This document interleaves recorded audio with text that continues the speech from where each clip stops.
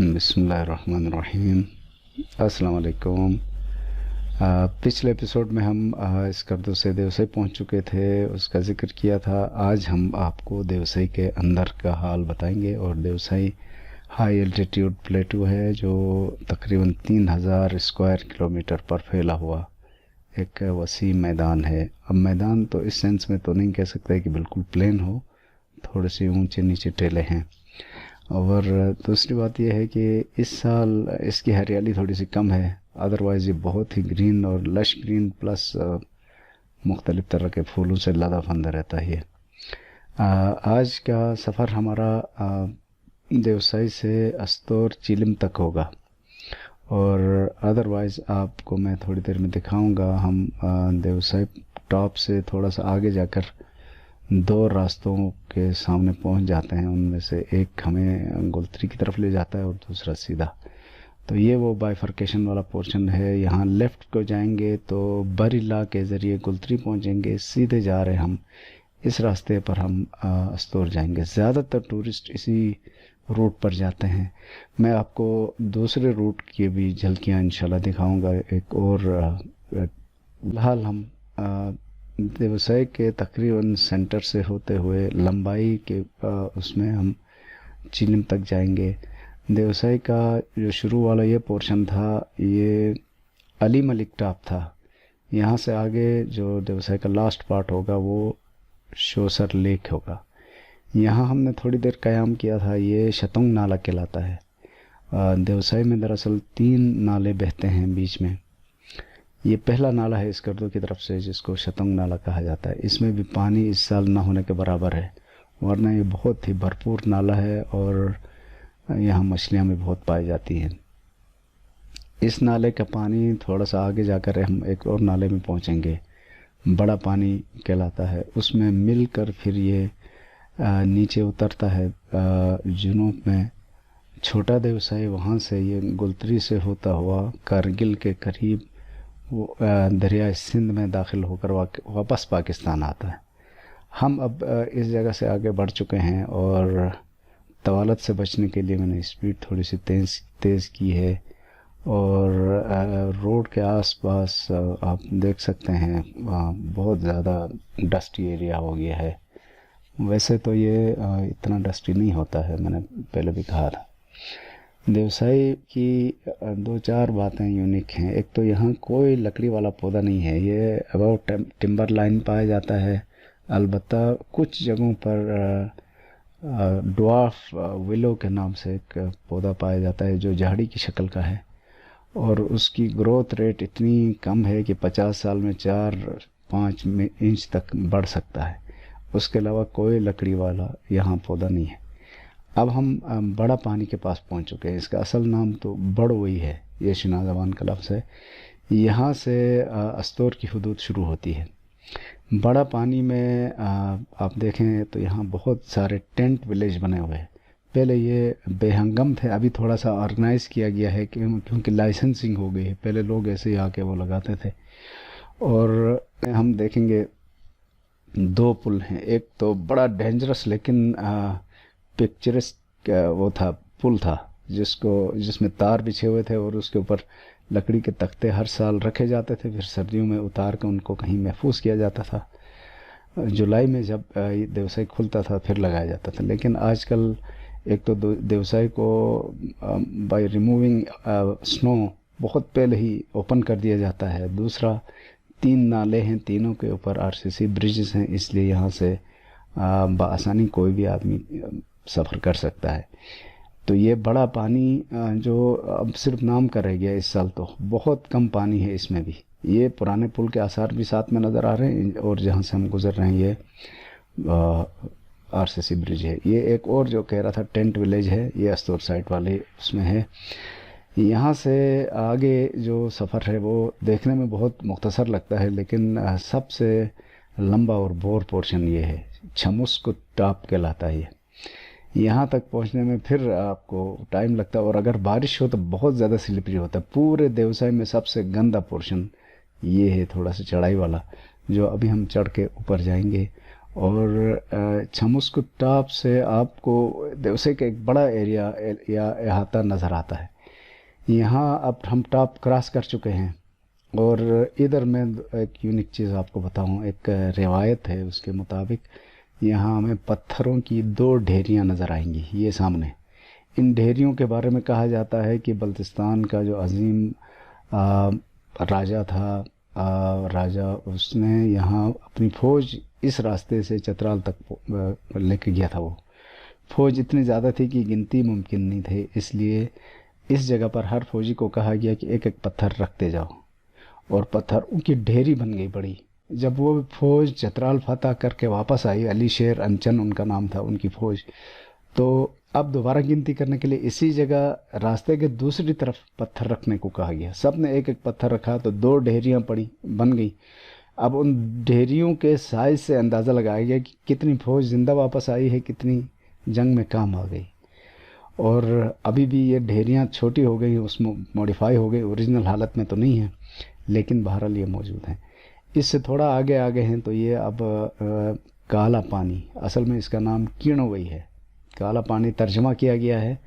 یہاں پھر آپ کو ٹینٹ ہوٹلز ملیں گے، اور یہاں بکریوں والے بھی آپ کو نظر آتے ہیں، گجر نظر آتے ہیں جو اپنی بکریاں پالنے ادھر تک پہنچ جاتے ہیں، نومیڈکس. ادھر بھی وائلڈ لائف والوں کا بھی کچھ کنسٹرکشنز ہیں. یہ ایریا سب سے زیادہ گرین رہتا ہے سال بھر. اس سال اس کی بھی حالت تھوڑی سی خراب ہے. بہرحال قدرت کے نظارے ہیں. گلوبل وارمنگ کا بہت زیادہ اس سال ہم نے تجربہ کیا، اپنی آنکھوں سے دیکھا اس کے اثرات. جولائی تک نہ ہونے کے بعد برابر بارش ہوئی، اور جولائی سے لے کر اگست تک سیلابی کیفیتیں ہیں، کہیں لینڈ سلائڈنگ ہے، کہیں اور، یعنی تباہی ہی تباہی ہے. یعنی یہ وہ بارشیں ہیں جو بے وقت ہیں، بر وقت نہیں ہیں، لیکن قدرت کا نظام ہے. ہماری بھی کچھ حرکات ایسی ہیں جس کی وجہ سے ایسا ہوا ہے. اب ہم بڑا پانی سے آگے بڑھ رہے ہیں، اور یہاں سے ایک اور راستہ ابھی ہمیں نظر آنے والا ہے. اس راستے سے اگر ہم لیفٹ کی طرف مڑیں تو ایک دفعہ پھر ہم چھوٹا دیوسئی پہنچیں گے، اور چھوٹا دیوسئی کے مرتضیٰ کیمپ. لیکن سنا ہے کہ جہاں بڑا دیوسئی ختم ہو کر چھوٹا شروع ہوتا ہے، ادھر بیچ میں ٹاپ کا راستہ اچھا نہیں ہے. تو اس لیے ماہر یا 4x4 گاڑی والے اور ماہر ڈرائیور ہی ادھر جائیں تو بہتر ہے. عام ٹورسٹ کو ادھر نہیں جانا چاہیے. یہ ہمارے سامنے نظر آ رہا ہے. ہم یہاں پھر لیفٹ کی طرف نہیں جا رہے ہیں، ہم سیدھے جا رہے ہیں. میں نے کہا نا لیفٹ کی طرف جائیں گے تو یہ چھوٹا دیوسئی کا مرتضیٰ کیمپ، وہاں سے پھر مزید لیفٹ کو موڑیں گے تو آپ گلتری کی طرف پہنچ جائیں گے. اور اب ہم سیدھے جا رہے ہیں. سیدھے آگے جو دھول سی نظر آتی ہے اس کے آس پاس شوسر لیک ہے، اور جو اسکردو سے آنے والے ٹورسٹ حضرات ہیں ان کی یہ لاسٹ ڈیسٹینیشن ہوتی ہے. حالانکہ اس سے آگے بھی خوبصورت جگہیں ہیں جہاں جانا چاہے یا جا سکتے ہیں. جو پہلی دفعہ آتے ہیں ان سے باہر ان کے لیے رائے ہے، باقی تو ہر کوئی اپنے پلانز کے مطابق وزٹس کرتے ہیں ان علاقوں کے. اگر آپ کے پاس ٹائم ہے تو دیوسئی میں ایک رات ضرور گزارنی چاہیے، پھر آپ کو جی بھر کے اسے دیکھنے کا موقع ملتا ہے. اور دوسری اہم بات یہ ہے کہ جب آپ آتے ہیں ایسی جگہوں پر تو کھلی گاڑیوں میں آئیں تاکہ پورا منظر دیکھ سکیں. ورنہ بہت سارے لوگ جب تنگ گاڑیوں میں یا بند گاڑیوں میں آتے ہیں تو جو شیشے کی طرف ہوتے ہیں ان کو تو نظارے دکھائی دیتے ہیں، بیچ میں پھنسے ہوئے بیچارے ایسے ہی آ کے چلے جاتے ہیں تھکا دینے والا سفر کر کے. سفر نظاروں کے لحاظ سے تو بہت شاندار ہے، لیکن روڈ تھوڑا سا ان ایون سا ہے، اس کی وجہ سے بہت بمپی ہوتا ہے. تو اگر آپ آرام دہ گاڑی میں ہیں، کھلے ڈھلے ہیں، تو پھر سفر انجوائے کریں گے. ذرا تنگ ہیں یا گاڑی آرام دہ نہیں ہے تو پھر سفر بھی بہت کریں گے.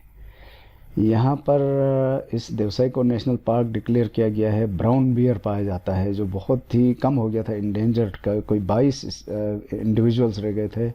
اس کی 93 میں پروٹیکشن شروع ہوئی ہے، تو جب سے لے کر اب تک 100 سے زیادہ ہو گئے ہیں ان کے انڈیویجولز.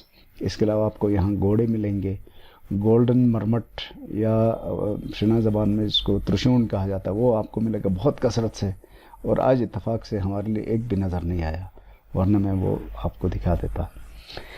اسی جس جگہ اب ہم پہنچے ہیں اس کے آس پاس میں ایک پولو گراؤنڈ بھی بنایا گیا تھا، جو شاید ایک آدھ سال یہاں فیسٹیول ہوا، پولو کھیلا گیا، لیکن فیزیبل زیادہ شاید نہیں رہا تو اس کو ایبنڈن کیا گیا۔ اب ہم دیوسائی کی شوسر لیک کے قریب پہنچ چکے ہیں۔ یہاں گاڑیوں کا رش ہے اور یہاں بھی ٹینٹنگ سسٹم ہے۔ بہرحال یہاں پر مکمل پرمنٹ تعمیرات کی اجازت نہیں ہے۔ کسی زمانے میں تینوں کیمپنگ سائٹس پر میڈیکل فیسلٹیز دستیاب تھیں، اب نہیں ہیں، بس اب صرف کھانے پینے اور نائٹ اسٹے کا انتظام ہے۔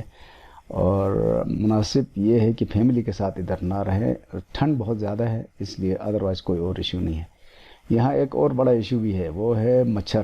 اتنے بڑے مچھر ہیں یہاں کہ کپڑوں سمیت کاٹ لیتے ہیں، اس لیے ان سے بھی بچنے کی ضرورت ہے۔ اور تیسری بات جو میں نے بتایا تھا کہ آپ کو سن بلاک اینڈ سن گلاسز ان کا استعمال۔ اب ہم جھیل کے پاس پہنچ چکے ہیں، بہت ہی پیاری جھیل ہے، جھیل شوسر شنا میں ہے۔ اس کو لکھنے میں مشکل کی وجہ سے شوسر کہا گیا۔ شوسر کریں گے تو ترجمہ اور ہو جاتا ہے۔ شو کا مطلب ہوتا ہے بلائنڈ لیک۔ بلائنڈ لیک اس کو کہا جاتا ہے جہاں سے پانی کے داخل یا خارج ہونے کا کوئی اتا پتہ نہ ہو، جبکہ شوسر کا مطلب ہے سفید جھیل، تو جھیل سفید تو نہیں ہوتی۔ بہرحال یہ نام لکھنے لکھانے میں پروننسیشن میں مسئلہ ہوتا ہے لوکل ناموں کے ساتھ، یہ بڑا ایشو ہے۔ بہت سارے نام گلگت بلتستان کے بگاڑ دیے گئے ہیں۔ تو یہ بہت ہی پیاری ہے، اس میں مچھلیاں بھی تھوڑی بہت ہیں، اور البتہ جو آبی پرندے ہیں بہت سارے آتے ہیں۔ سیزن میں تو بھر جاتی ہے یہ۔ شکار پر مکمل پابندی ہے کیونکہ یہ نیشنل پارک ہے، اس لیے اب یہ محفوظ ہیں۔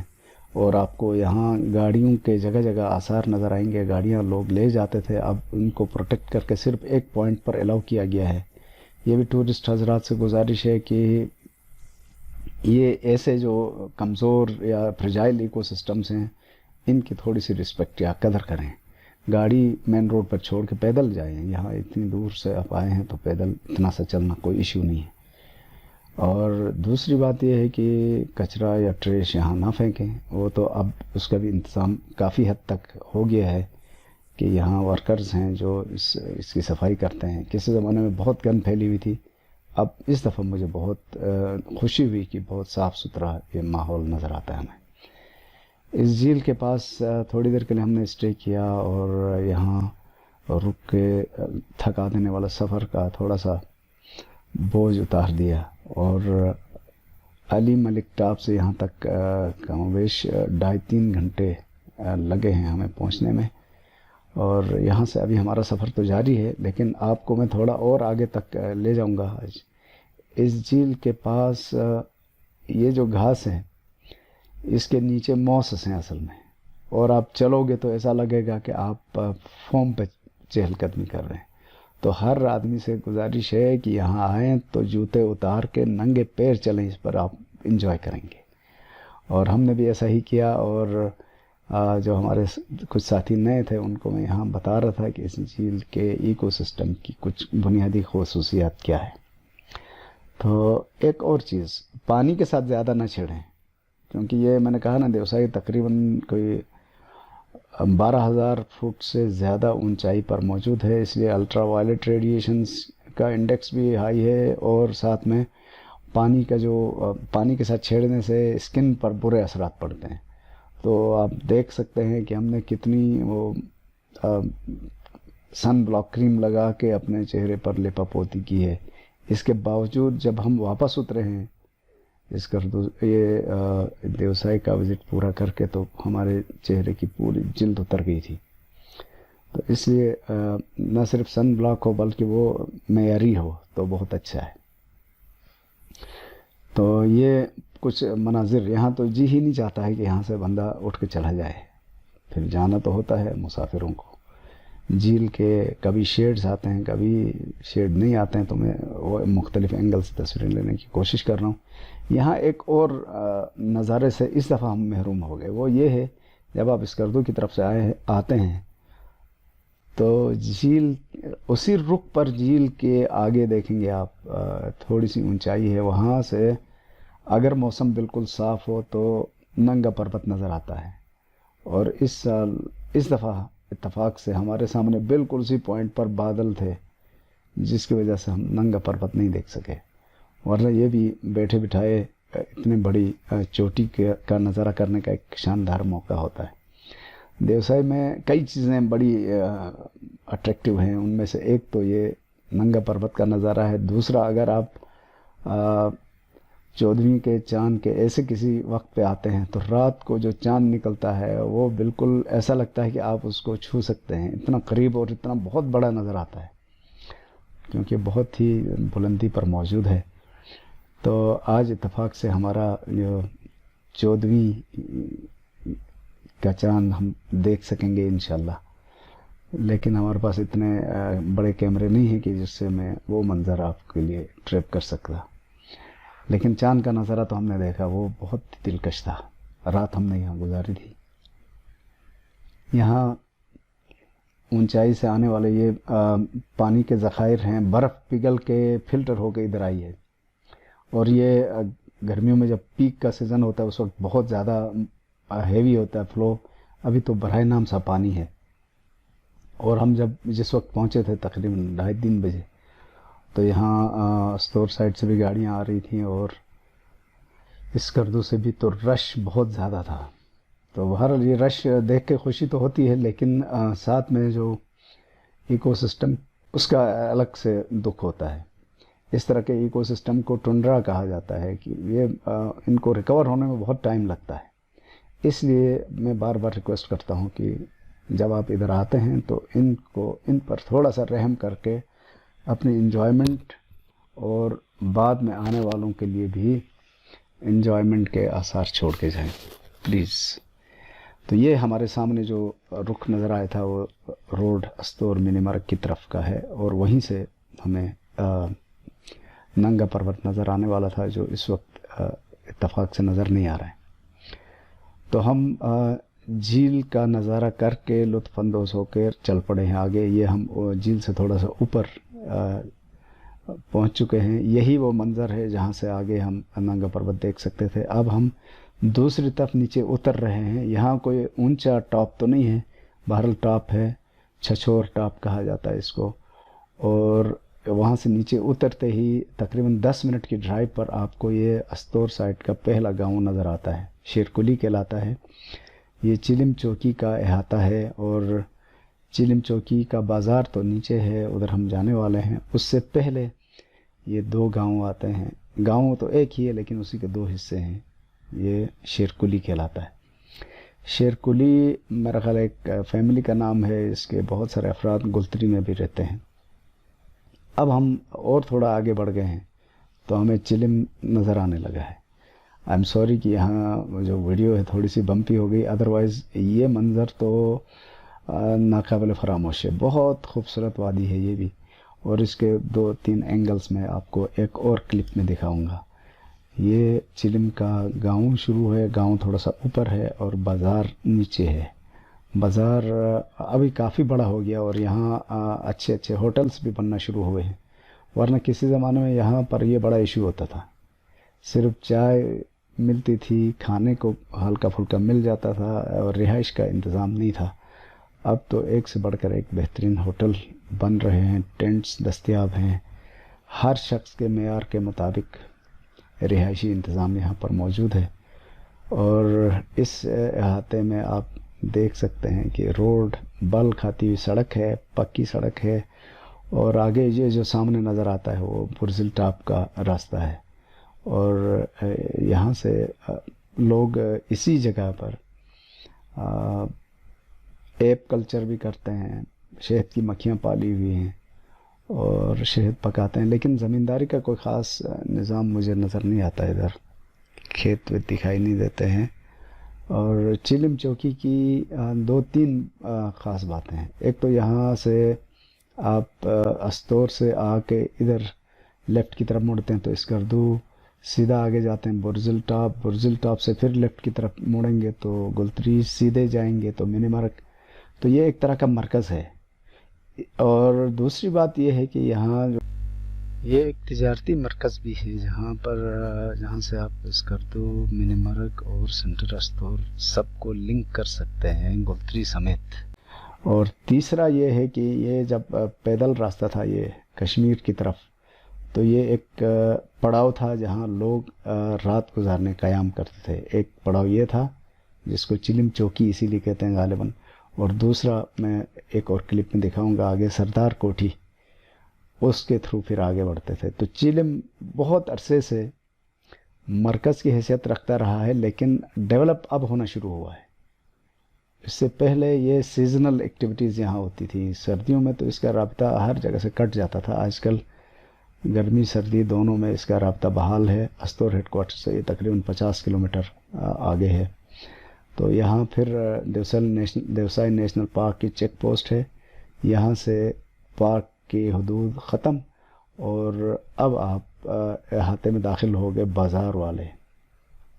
اور چیلم چوکی کا یہ بازار کا ایریا ہے. یہ میں کہہ رہا تھا نا، ہوٹل کچھ تعمیر ہو گئے ہیں، کچھ تعمیر ہو رہے ہیں، اور گرمیوں میں یہ علاقہ بہت خوبصورت ہو جاتا ہے. اور ہم کیونکہ اگست میں ہیں اس لیے، اور اس سال بار بار میں ایک ہی بات کہہ رہا ہوں کہ خشک سالی کی وجہ سے تھوڑا سا ایشو ہوا ہے، ادروائز بڑا پیارا علاقہ ہے چلم.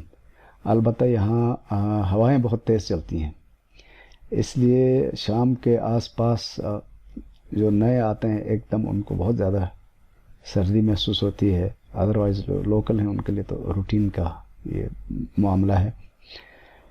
چلم کے یہاں پر پیٹرول پمپس تو دستیاب نہیں ہے، لیکن دکانوں میں پیٹرول مل جاتی ہے، پیٹرول ڈیزل وغیرہ آئلس مل جاتے ہیں. آپ یہاں سے اپنی گاڑیوں کی ریفیولنگ کر سکتے ہیں، یعنی بیسک جو بھی فیسلٹی چاہیے وہ مل جاتی ہیں. یہاں رک کے ہم نے کل کی پلاننگ کرنی ہے، اور وہ پھر میں آپ کو ایک اور کلپ میں دکھاؤں گا. تب تک کے لیے اللہ حافظ. Thank you very much.